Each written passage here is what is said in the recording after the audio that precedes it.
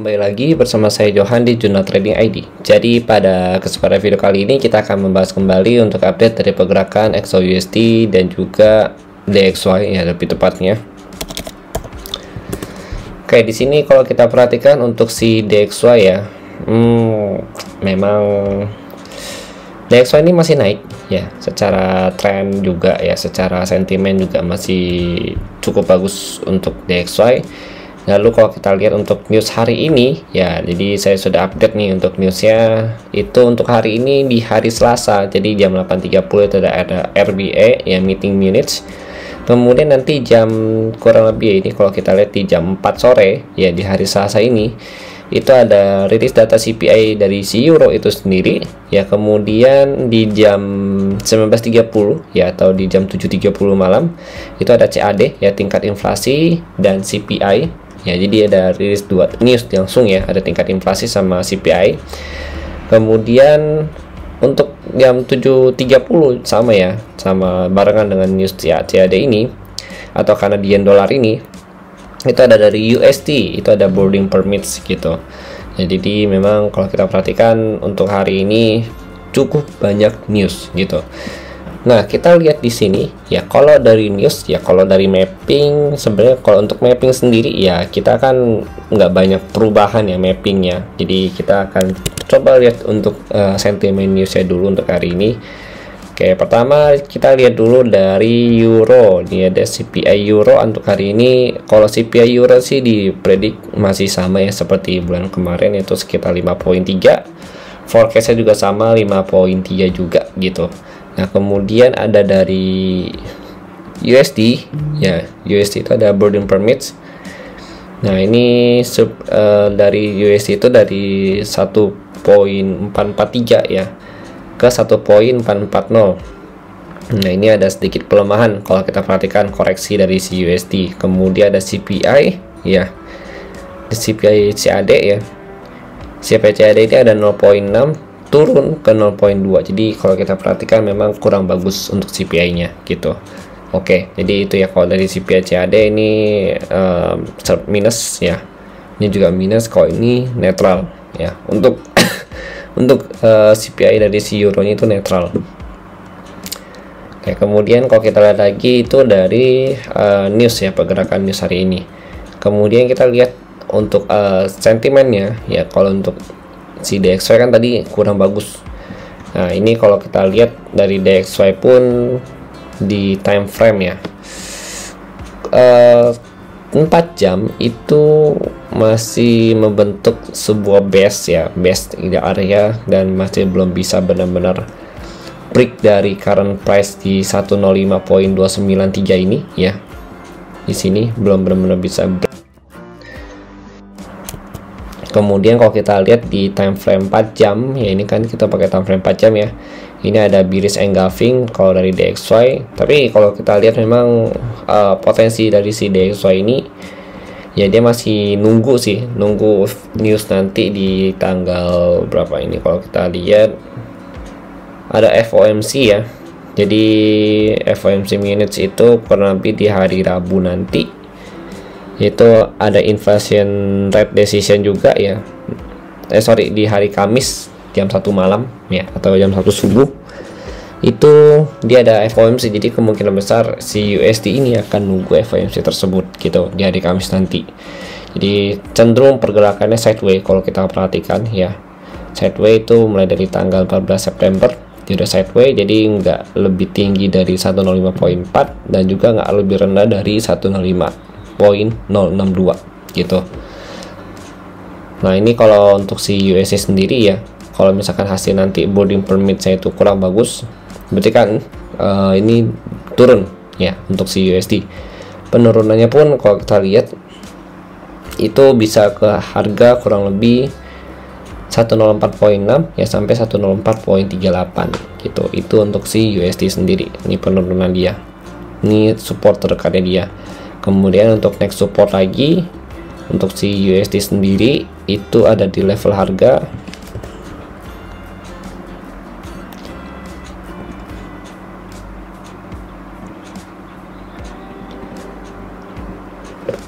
di 104.0 ya sampai 104.20.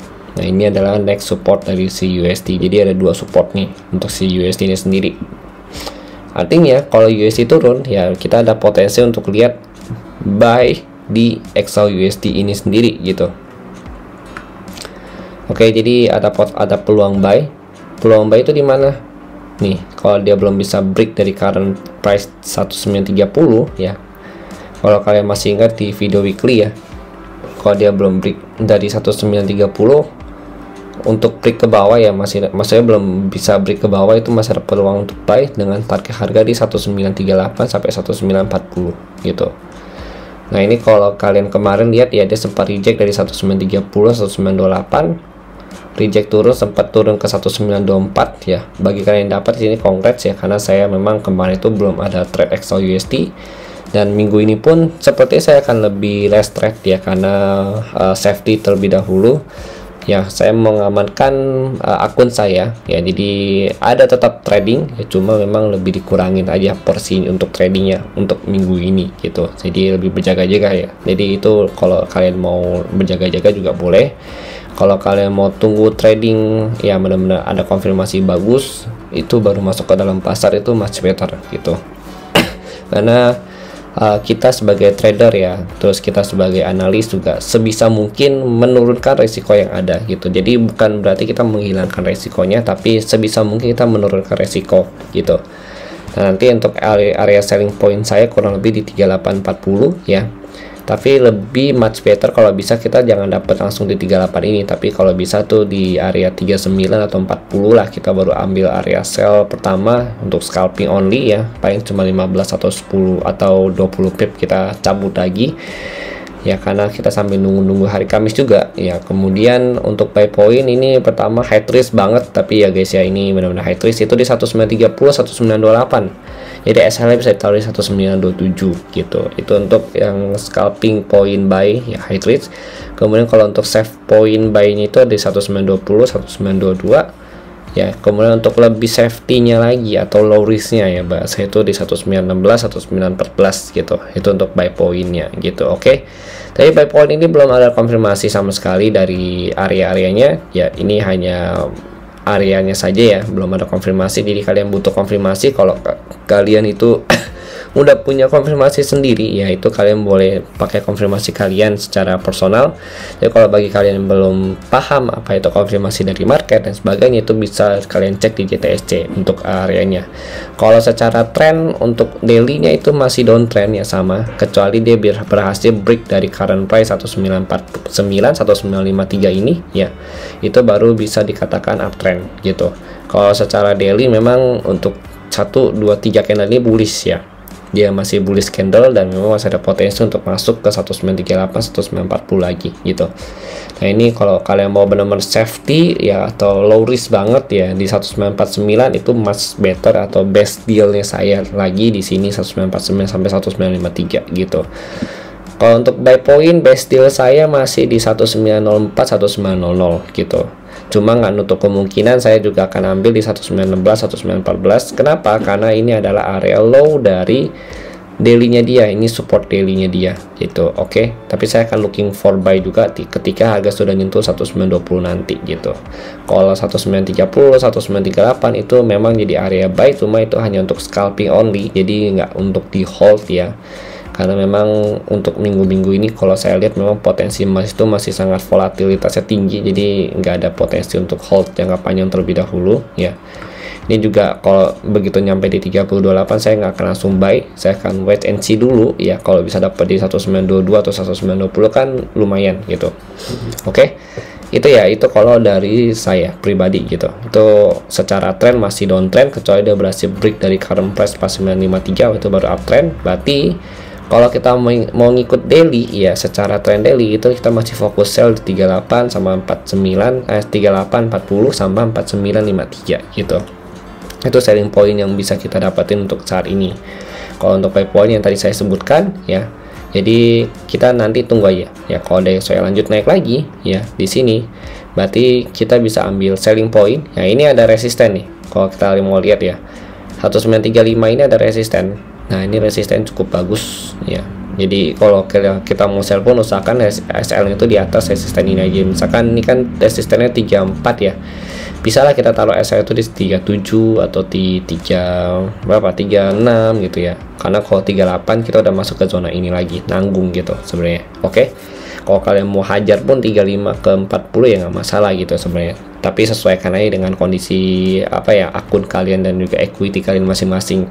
Kalau saya pribadi sih memang kalau saya mau sell pun nantinya ya saya akan ambil nanti SL itu di atas height ini aja gitu, jadi nggak usah jauh-jauh banget gitu. Cuma ini kan belum confirm ya, tapi secara technically ya, kalau kita lihat di sini ini ada bearish engulfing di time frame 1 jam ya gitu.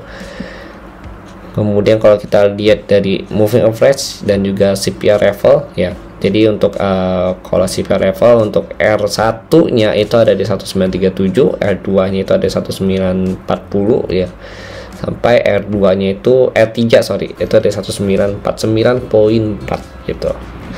Jadi kalau mau lebih aman yang mending kita tunggu di R1 ya di 37, tapi saya recommended sih di 39 lah, 39 atau 40-an gitu. Jadi kita bisa ngejar height di atas ya, stop loss di atas 40 ya, seperti 44 atau 43 itu much better gitu. Oke. Karena kalau kita lihat juga si gold ini ya seperti ya belum mau turun juga ya, karena memang posisinya dia juga masih ada tekanan jual ya. Jadi kalau kita lihat ini ada bullish engulfing, sini ada bearish engulfing ya. Jadi terlihat ya di dalam pasar ini buyer sama seller ini lagi berantem. Cuma kalau secara keseluruhan buyer itu masih mendominasi pasar saat ini gitu ya. Oke, karena dia sudah break dari current price 1930 ini gitu. Oke, jadi mungkin sekian dari saya. Kalau kalian mau nge-sell memang much better kita tunggu dia break low tadi dari 1930 dulu, baru kita masuk lagi sell ya. Tapi kalau misalkan di atas 1930 much better kita ambil looking for buy aja ya, karena dengan target 1938 140 gitu. Oke, jadi sekian dari saya. Terima kasih. Kalau nanti ada update lagi akan saya update ya di channel Telegram. Dan kalau misalkan update-nya untuk besok ya, saya akan update dalam bentuk video lagi. Terima kasih dan sampai jumpa pada video berikutnya.